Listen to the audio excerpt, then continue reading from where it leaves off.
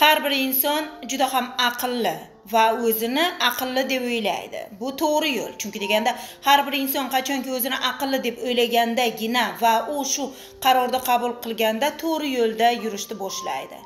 Biz insonlar ko'pincha qo'limizdagi telefonimiz to'lib qolganida biz uni перезагрузка qilamiz yoki bo'lmasam ichidagi kerakmas narsalarni o'chirib tashlab telefonimizni tozalab olamiz.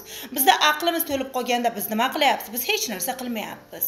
Men oddiy uy sharoitida qanday qilib o'zimizda aqlimizni xuddiki mana bu telefon kabi tozalashni o'rgatmoqchiman. Xohlasangiz qiling, xohlamasangiz qilmang. Masalan, oddiy meditatsiyani biz har birimizda internetimiz bor, o'sha yerdan oddiy meditatsiyani tanlab olamiz, aqlimizni tozalash meditatsiyasini tanlab olib, chunki deganda hamma ham psixologga borishni istamaydi. Va uy sharoitida yotgan holingizda o'sha muzikani eshitib, aqlingizni tozalab olishga harakat qiling.